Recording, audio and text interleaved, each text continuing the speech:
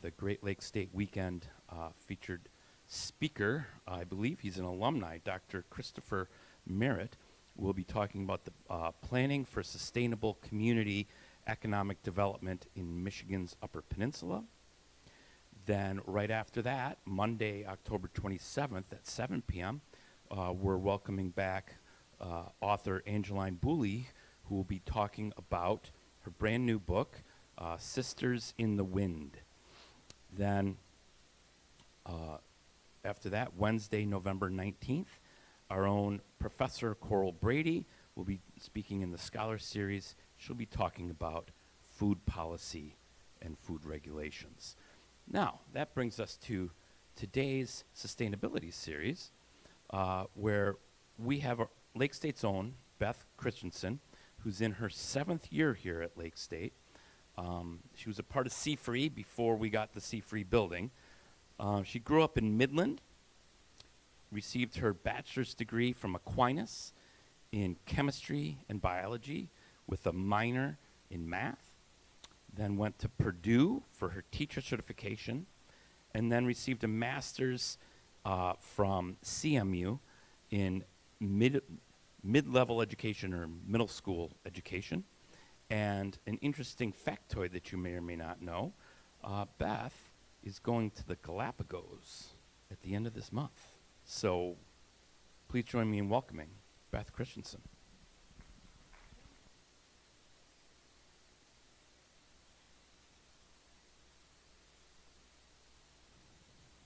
Am I now good?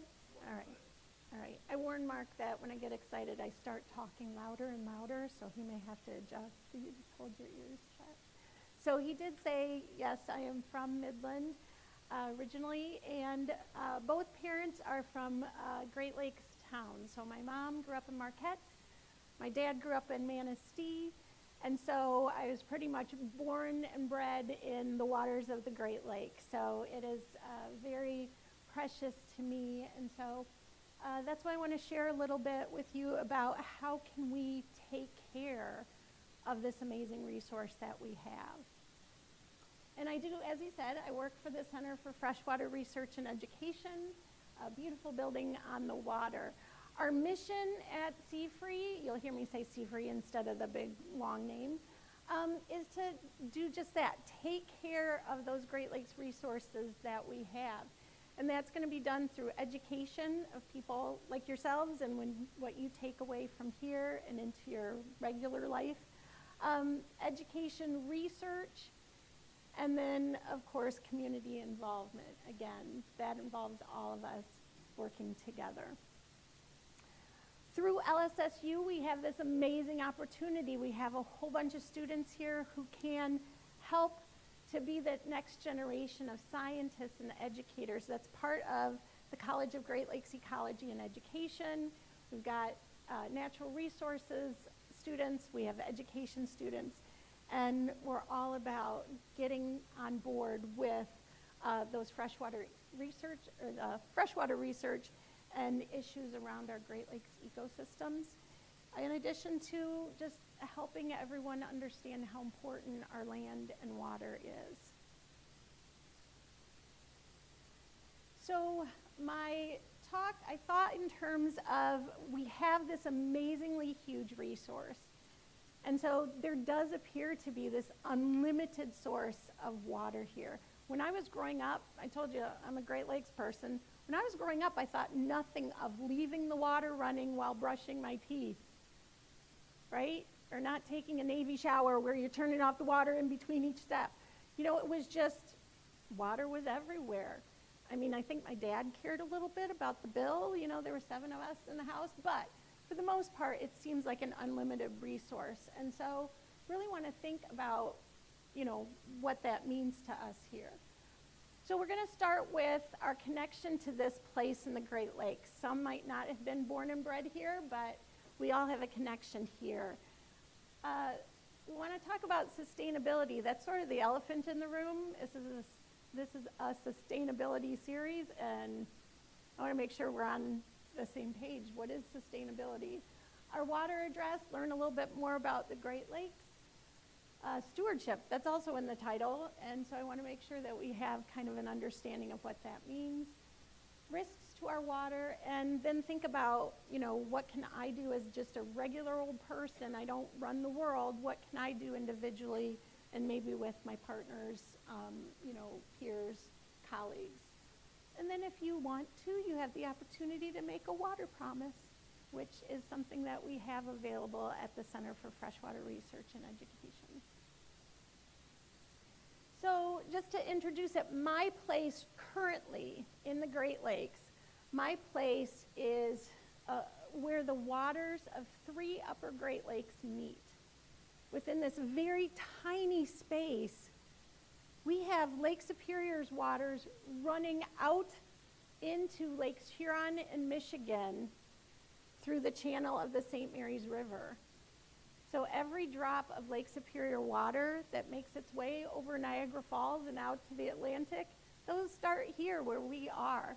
So this is a pretty amazing place. When you look at the map of the Great Lakes and you look at the map of Sault Ste. Marie, we get 2 stars. I get 2 stars because I'm down on the water, our kind of satellite campus for Seafree, but there we are at that other star for the main campus of LSSU.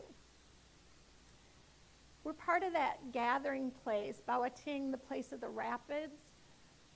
It's a place of economic and ecological importance. Think about, how many people use that Muskong Bay area for hunting, for fishing, for camping. Think of how many freighters go by and through the locks. Just this extreme of natural areas and then very much industrial areas and a corridor for industry. And then also for us, it's a place of research, learning, education, and care for those resources. So what I want you to do right now, and you don't have to talk out loud, you can think inside your head. If you have somebody next to you in a minute, you are welcome to share with them as well. But I want you to think about your place. And maybe you're not as connected to the Great Lakes as I am. Maybe there's another special place. I have a few special places. But some things that you can consider as you're thinking about your place in the Great Lakes. So what is unique or special about this place that you're thinking of, that you're connected to? What is unique or special? And if you bumped into somebody, what would you tell them about this place? How would you describe it? What's something that you might say to this person about your place? And then as you're thinking about it, we're all in this Great Lakes Basin right now, but as you're thinking about it, is there a presence of water around this place that you're thinking of? So I'm going to give you what's called wait time in teaching language. So a few seconds to think about your place. You can close your eyes, you can hum your favorite song, get to that Zen moment. And then I will give you the opportunity to share with someone next to you if you want to. So again, think about that place.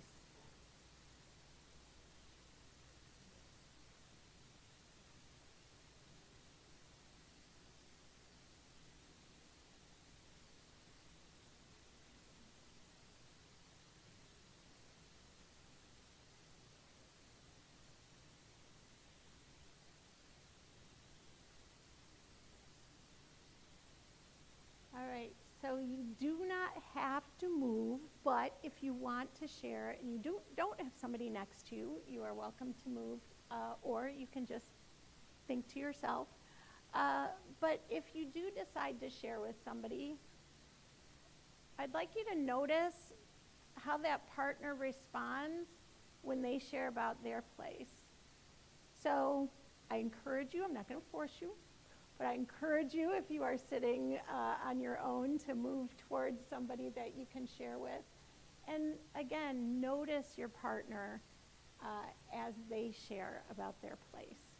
And I might go join somebody. I may need my mic turned off for that, but I might go join somebody.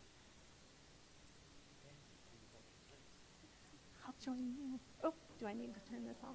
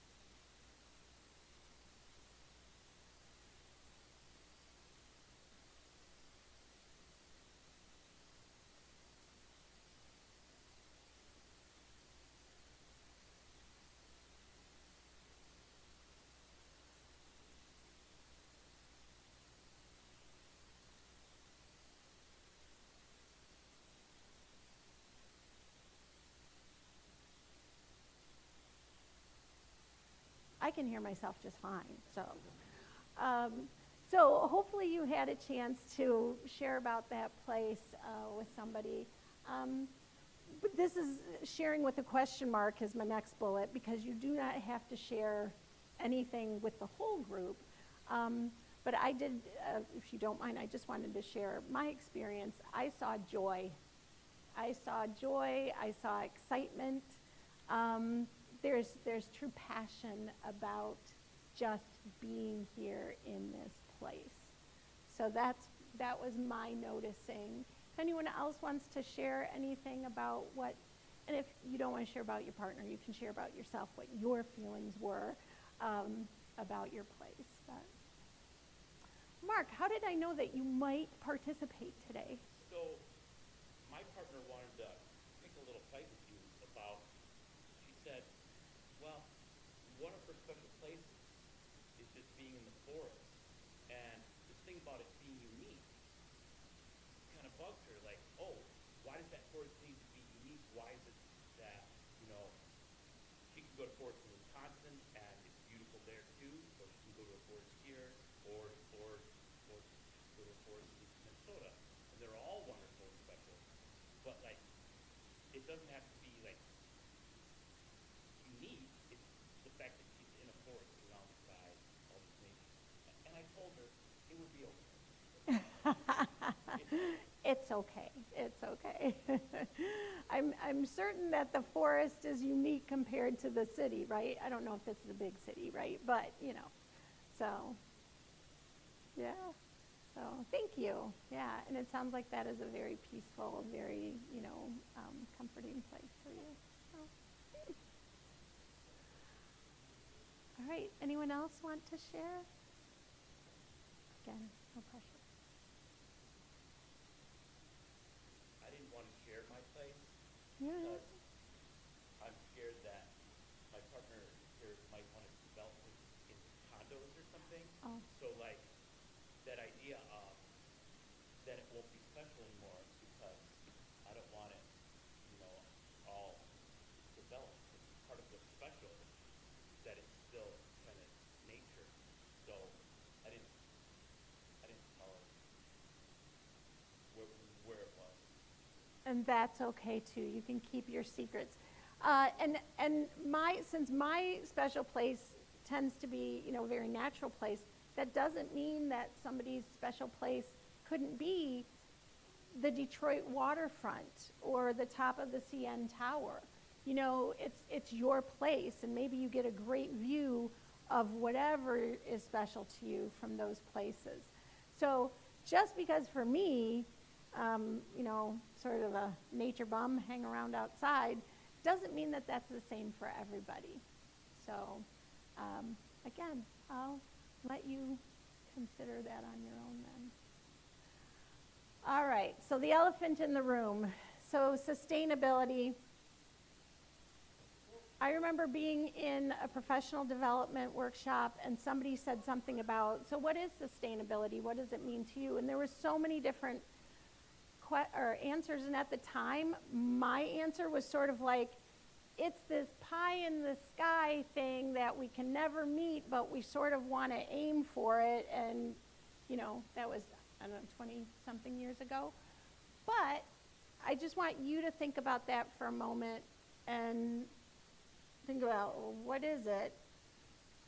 How do we get it or get to it? Is it actually a thing? Is it a state of mind? Is it an action? What does that mean? So again, I will give you a chance to think about it. You don't have to share with a partner, but if you have an idea after you think about it that you want to share about sustainability, what does that actually mean? Give you a chance to share.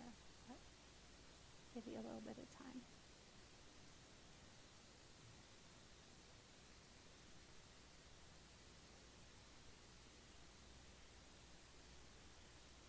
You've got something? Well, yeah, the elephant in the room comment, and what you're talking about, the big pie in the sky. It is, but it gets linked to the environment. It's something that if you're not being sustainable, you're not protecting the environment. To me, what I look at it is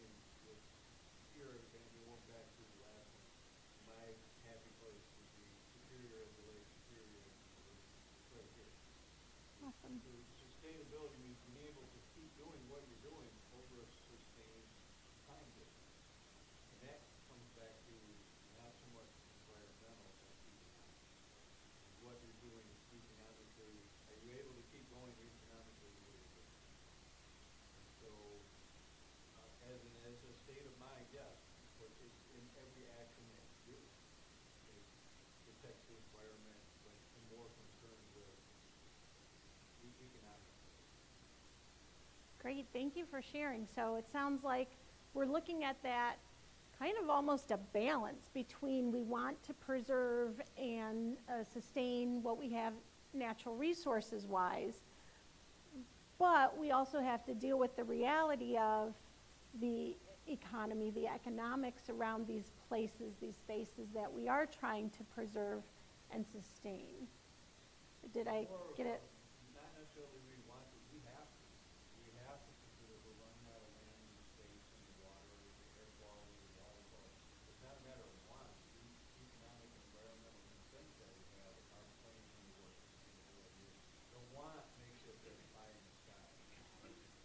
I want sustainability, but there's no choice. There's only so much land, only so much clean water, fresh water. Great, thank you. You want to add to it, Mark?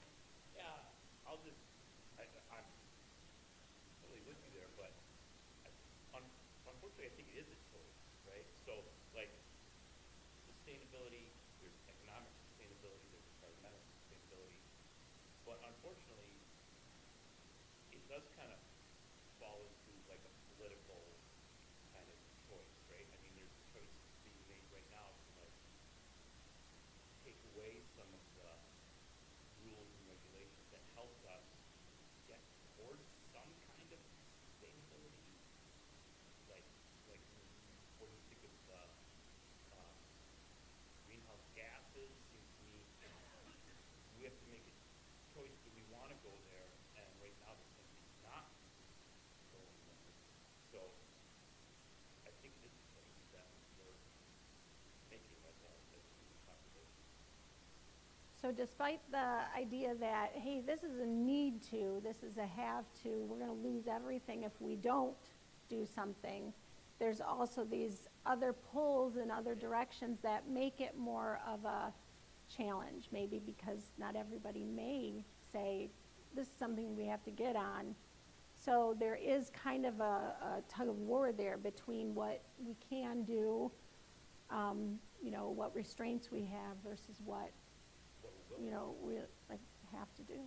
Yeah, what we're willing to do as individuals or as a country. So I went to governmental websites to see what that had to say, and I was actually surprised in some cases. So United Nations, actually, there's this big old 300-page report, which I did not read. Okay, sorry, did not read. I took the highlight, one sentence highlight. The definition of sustainability: meeting the needs of the present without compromising the ability of future generations to meet their own needs. And I went, wow, that sounds pretty cool.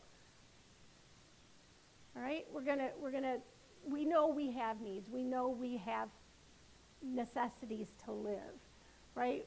But we need to get those without compromising those who are to come. And those future generations need to meet their needs as well. Pretty good, UN. Way to go. The EPA actually, an act in 1969, talked about creating and maintaining conditions under which humans and nature can exist in productive harmony that permit fulfilling the social, economic, and other requirements of present and future generations.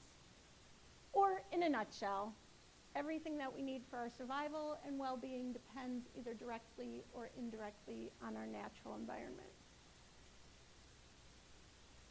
Not bad either. Pretty good too.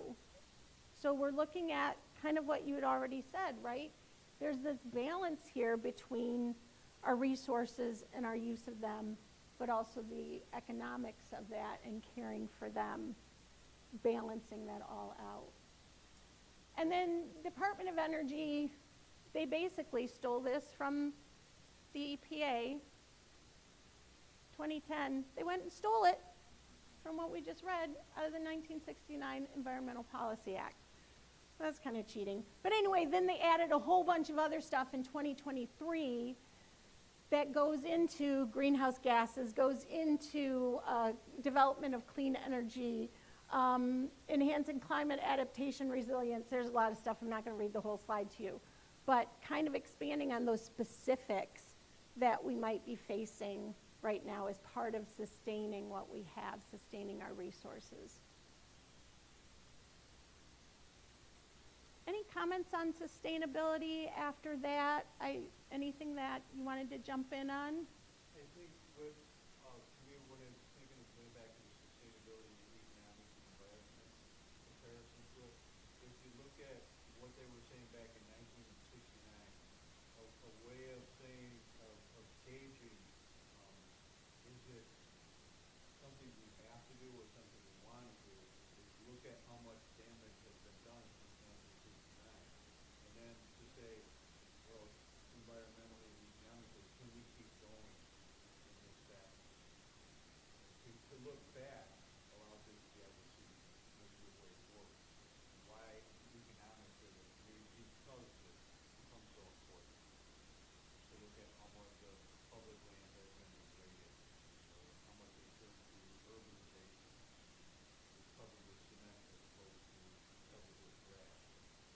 Is it easier to plow with snow or mow the grass? There's economic cost. Both have a cost, right? For plowing and snow, plowing and mowing, right? You get to see So, that by looking back yeah. from 1969, the changes that have happened. Like the shape Yeah. of automobiles from all steel goes to plastic, or size. And there's been steps forward and sliding backward, right? Because a lot of what we were noticing, okay, it's going to leave my mind. Silent Spring by, thank you, Carson. Where there was, obviously big issues and somebody had to step up and say, okay, you know what, we need to make some changes because look at everything's dying. These things we're spraying on everything. This is not good for us if it's not good for insects, animals, plants, all that too. That result, you can see it now. So, To think of being old enough to remember when a lot of bugs hit the front of the windshield. yes, good Don't point. see that anymore because it is the silent spring. The baseline evolution is not at that level. I find when I cross the Mackinac Bridge from the lower peninsula across the bridge, I start getting bugs on my windshield again. I think our toxins are maybe more spread out up here. I don't know. All right, so really quickly, thank you for that sharing. Really quickly, I want to go into a few Great Lakes fun facts. You do have the opportunity, if you want to share, you have the opportunity to win an apple. I have a box or a basket full of apples. Okay, so one of the thoughts I had was, wouldn't it be great to give out Smarties? Smarties are wrapped in plastic. It's not very sustainable, so I bought apples instead. All right, so, but, I mean, somebody's going to buy Smarties out there at some point. They're still in the store. All right, so regarding Great Lakes as a percentage of all of Earth's freshwater resources, anyone know the percentage of freshwater resources that the Great Lakes make up? It is 20%, like maybe 21%, but I didn't expect anyone to know that. If you want an apple, you get an apple. I am not throwing them because I have a very bad aim. All right, the Great Lakes percentage of North America's surface freshwater. North America's surface freshwater. How much of North America's freshwater do our Great Lakes take up? I'll guess 85%. You guessed very well, 84%. All right, speed round though, bonus. No, we didn't. The percent of U.S. surface freshwater. So we got North America's about 84%. Just for the United States, just thinking of the United States, what percent would that be? I'm going 90, 95? I got 90%. So, but both of you are close. You want an apple, Elliot, you get an apple. All right, again, speed round. Coastline in miles. The length of the Michigan coastline in miles. Anyone? I doubt anyone knows this, but a lot. 2,000? More than 3,000 and some change. 3,288 linear miles. You could both get an apple if you want, because you guessed, so that's great. All right. How many countries border the Great Lakes? You can hold up fingers if you want to. Just be polite about which fingers you choose. Number of countries? 2. All right, those of you who have fingers up, you got it right. You can have an apple. The number of states and provinces, and I threw in another number here. I have that math minor. The number of states and provinces within the 295,200 square mile Great Lakes Basin. That is the basin that encompasses all 5 Great Lakes, plus that little thingamabob called the St. Lawrence Seaway that heads out to the Atlantic. Not quite all of it.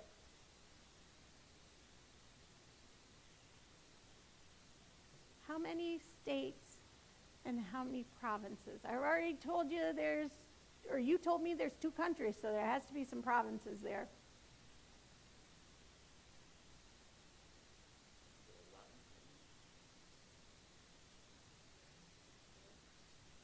More than that.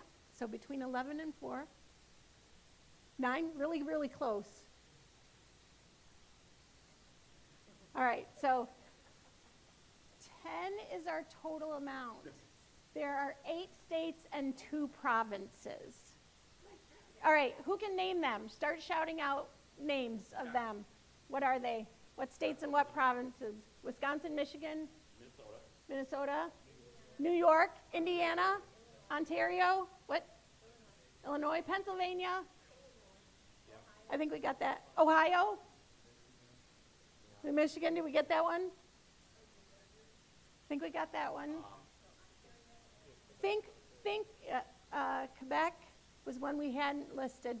Think east of Pennsylvania, New York. Yep, so you guys got them all. Everyone gets apples. There's lots of apples. All right. Which state or province has the greatest Great Lakes coastline? Shout it out.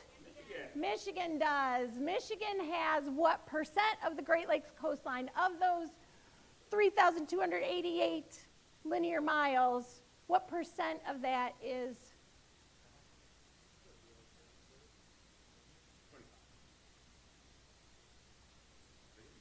62%. And I actually said that wrong because I was saying Michigan's coastline, right, 3,288. 62% of the whole Great Lakes coastline is around Michigan itself.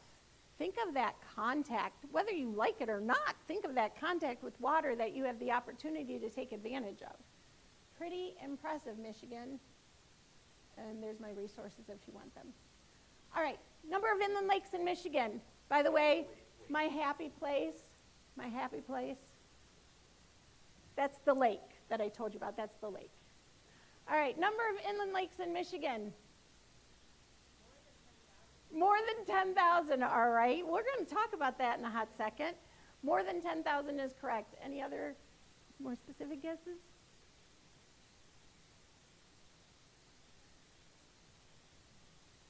More than 11,000. 11,037. These are lakes of 5 acres or more, and this is where things get a little hinky between us and other states. So if we're counting lakes of 5 acres or more, we have 11,037. If they're more than 10 acres, 6,516.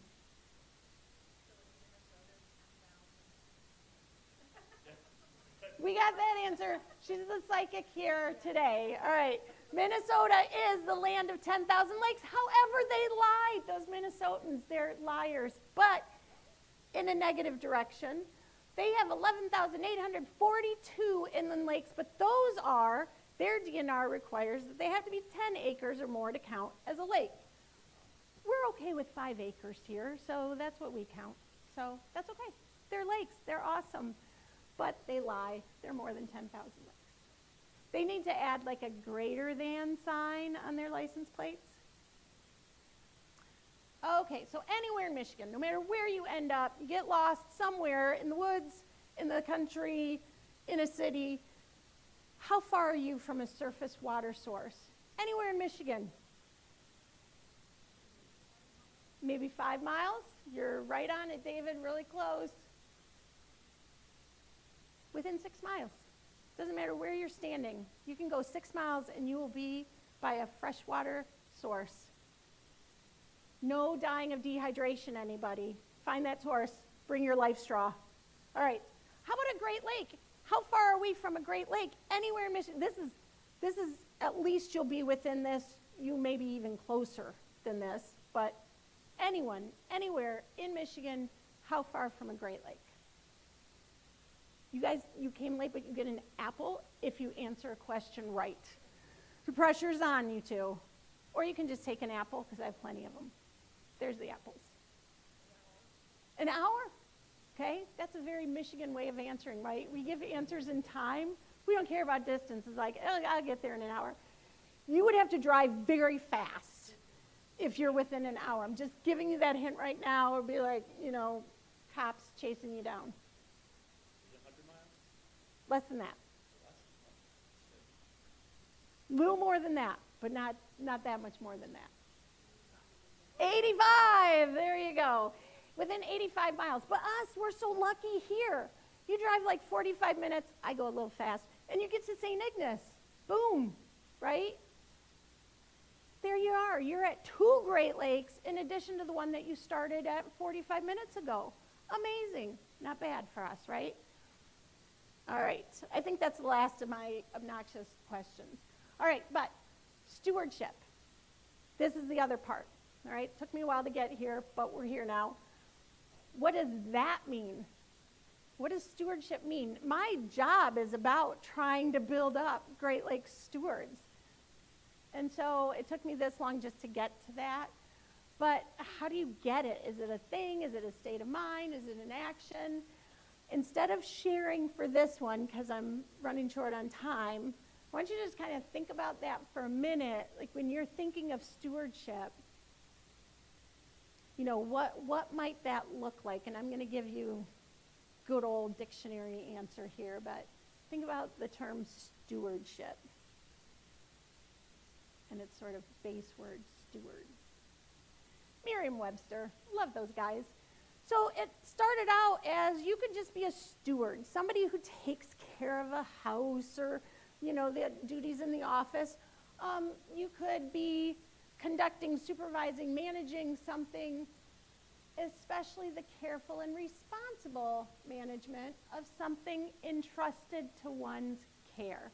So it went from that step of being like butler in a house somewhere to now you're taking care of something that's important, that requires care, and you're entrusted to do that. Historically, starts off as this job description, then it goes into like if you're, in a union, a mason, something like that, you might have oversight of that organization. And then more recently, we start using that as related to something a little bit more close to the heart. A family business, the environment. You take on that stewardship role in the way of positive management for it. So I'll zip through these kind of quickly. Probably kind of shorten a few of them. But I love quotes. And thank you, Jane Goodall, for all you have done. Rest in peace. Her quote, "You cannot get through a single day without having an impact on the world around you." Think about that. Every one of you who is here right now, you are impacting those around you, who we're all thankful to have each other here. What you do makes a difference, and you have to decide what kind of difference you want to make. So I'm going to interact with all kinds of things, all kinds of people, all kinds of organisms. I have to decide what kind of a difference I want to make. I'm going to zip through these kind of quickly because I think you guys have an idea of environmental stewardship, that caring about, connection to, responsibility for the environment, advocating, right? We're responsible for this place. We have to take care of it. We're connected to this place. All beings, all of the world are connected. Earth, air, water, animals, plants. We're not alone here. We need to care for those parts of this world, right, that need our support.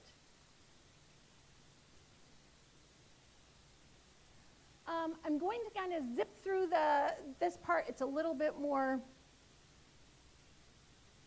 I don't know. It flies over, I think, the point.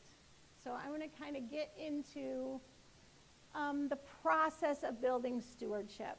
And I think of these in terms of A words. Okay, we want an A+ in everything. I cannot begin to try to build up the idea of stewardship with anyone, no one, unless they're first aware that there is something out there that's even worth caring for. If I don't know that I live that close to water, if I don't know that I would die without a healthy water resource, if I don't know that there are creatures living in my own neighborhood who need my care, if I'm not aware of that, I can't go any farther. And so awareness is an understanding of my place in the natural world. It's an understanding that there is something there that is worth taking care of. I just have to, at the bottom line, know that resource exists and is there. Then, this is part of my job, I have to build that appreciation. Let's go out in nature. Let's pick up, bugs in the water and look at them and put them back. And, let's really start to appreciate. Too much of this world is about the dollar value of things. Too much is about, if I sell that land, how much can I get for it? What if I donate it to a nature preserve? Not that I have that kind of money or that kind of land, but, what is the appreciation that we're building about that place? And then the next step is to advocate for advocacy. So you're standing up for something that you say, look at this, I know about this now, it's important, it has value, and now I'm going to stand up for it. I'm going to care for it. I'm going to defend it. And then finally, if I can really work together, building lifelong stewards, that's going to drive an inspiration for action. Let's take action about this place that we've decided is important, and we're going to stand up for it. And that's how we can build lifelong stewards. Somebody who is a steward, they're a steward for the environment. And Margaret Mead, never doubt that a small group of thoughtful, committed citizens can change the world. Indeed, it is the only thing that ever has. So when I'm thinking about stewardship, when I'm thinking about building those stewards, which we can all do in our interactions, that's what comes to mind. Any one of us can change the world. So, that gets us to all the things that are wrong with the world, all right? Now, I'll zip through these fast because we all know and we don't want to get too depressed, but there's risks to our water all around us, and there are things that we are doing at the Center for Freshwater Research and Education that we're trying to contribute to the healthy side of things. We're trying to learn more. We're trying to take action. A lot of these, though, as I go through them, think about, well, what could I do about that? What could I as a person, not a whole research facility, do about that? So aquatic invasive species, we've done European frogbit pulls. We've studied European frogbit. It's an invasive, looks like a little lily pad, and it has moved around the state of Michigan to inland lakes and waterways, and it only got there from people, from waders, from boats, from fishing line. that's how it moves. And so we've studied it, we've learned about it, and we're helping to clean it up with our cooperative invasive species management area, which you can also join with. Rock snot, lovely, charming name for a nuisance algae that is found on the St. Mary's River. It looks pretty horrible. We're learning more about it through research. It's actually weird because it grows and blooms in areas of fewer nutrients, unlike some of those algal blooms we hear about in other areas. Stormwater runoff. We've got some gardens there that prevent water from the pavement, from the parking lot, going into the river, right? Those are native plants. Think about how plants that are from this area might help with your landscaping. Whether or not you live on the water, you're connected to the water. We're all connected through water. Shoreline development. We have the city put in this amazing fishing pier here. They restored what was there before, but there are a couple of seawalls. Any wetlands, any rapids that were here hundreds of years ago, not there anymore. But it's that balance, right, that we were talking about. People enjoy being on the water. People enjoy being nearby. But we can put in some restorative shoreline areas. This is a pond. You know, we're not right up on the shoreline, but this is a pond with plants that are native around it. We've got a few things that grew in there that weren't invited, but that's okay. We also have rain gardens. You can have a rain garden in your yard.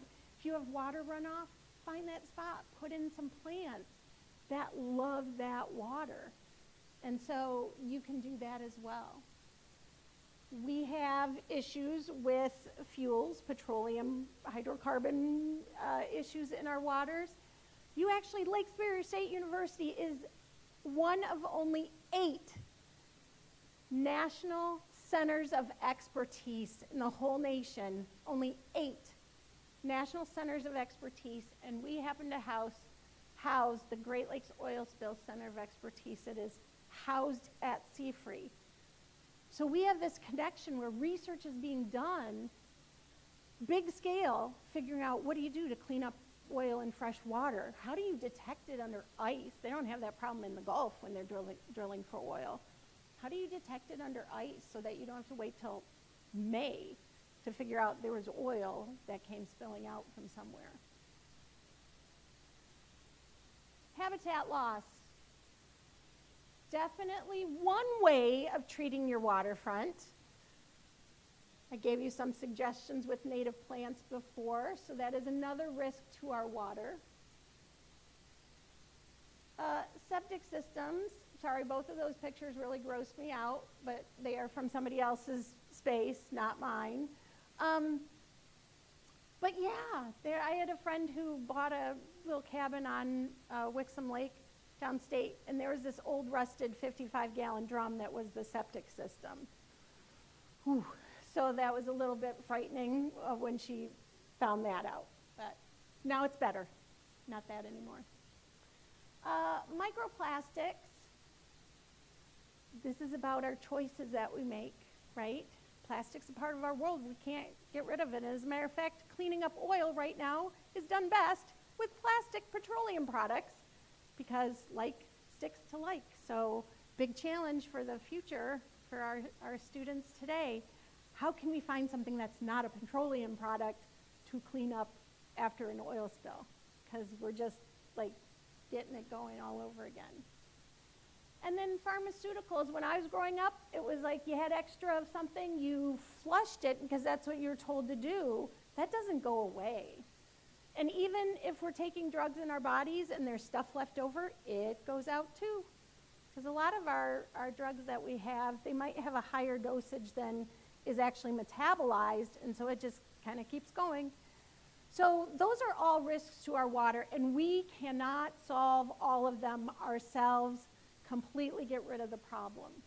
But what I want you to do is I want you to think about on your scale, like each of us individually, what can we do in each of these areas to maybe make a difference. I'm lucky. I have a job that lets me take action by working with pre-K through 12th grade students, by working with LSSU students, by working with teachers who are educating the pre-K through 12th grade students, by interacting with the public.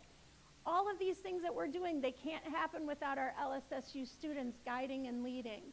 They can't happen with a robotics club or some of our fisheries and wildlife degrees or education degrees, teachers who we train. So all of these things we can do at Seafree. I'm lucky I have a job that lets me do that.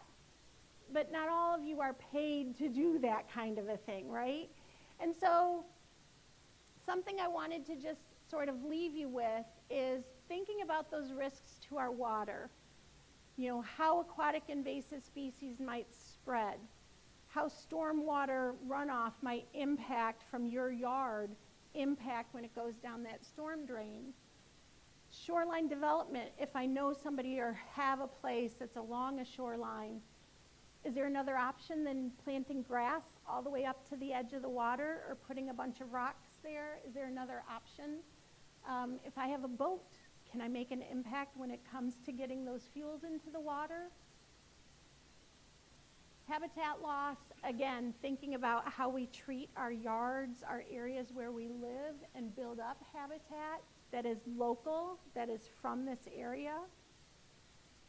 Septic systems, I hope none of you have a rusty 55-gallon drum lying around your yard anywhere.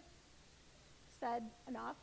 Microplastics, can we make some decisions, some changes in our actions with that too? And of course, please don't flush pharmaceuticals. Where I grew up in Midland, the police station, you could just drop off any time, drop them off. I think I heard that up here it's the same. Sometimes there are special dump your drugs. Meyer does it too.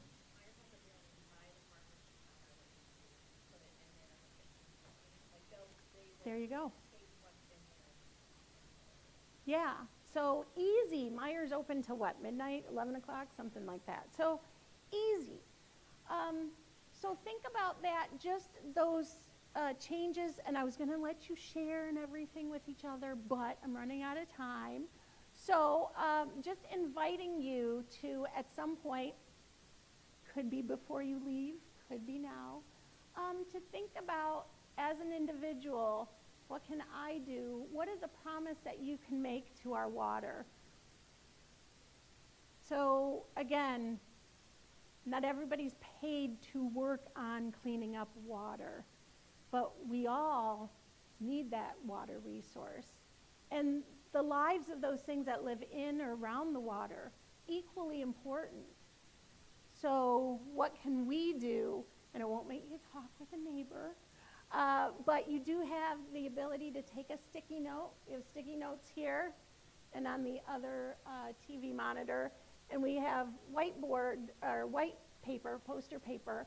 If you want to, on a sticky note, just like what we have at our Discovery Center over at Seafree, you can write a water promise and you can stick it on one of those poster papers, and that will be available for people to see here at the library after we're gone. So, there's some really pretty cool things that people have. Eat invasive fish. I love that one. It's like grab an invasive fish and just start eating. That's great. So anyway, at this point, I just wanted to finish with, and I'm just learning this, so please pardon me, Nibi Bamadazawin, maybe? Water is life, and we cannot have that life without taking care of that resource for everyone.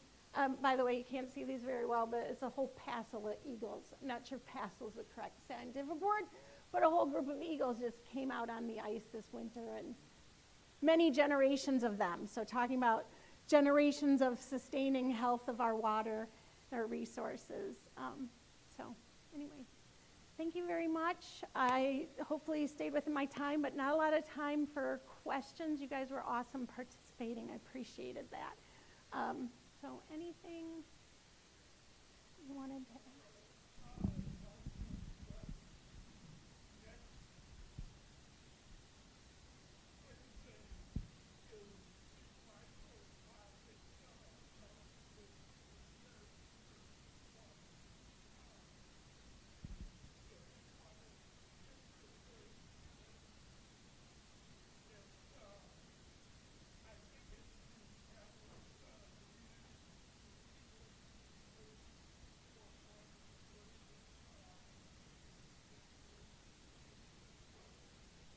Yeah, thank you for mentioning that, David. If you couldn't hear, so there is, it's video conference, it's a webinar, but it's a full-day microplastics summit, and it is through Eagle. I know even though I have some stuff that I have to do that day, I know I signed up figuring I can at least see some of it. So it's an amazing opportunity to think about that. Thank you for mentioning that. Thanks a lot for coming and sharing this report. I hope so, a little bit. Oh, thank you. I appreciate it very much. And feel free to grab sticky note, make a water promise. So anyway, and have apples. Take them home with you. I mean, I know some young people might need a little extra in their kitchen, dining room, fridge, wherever.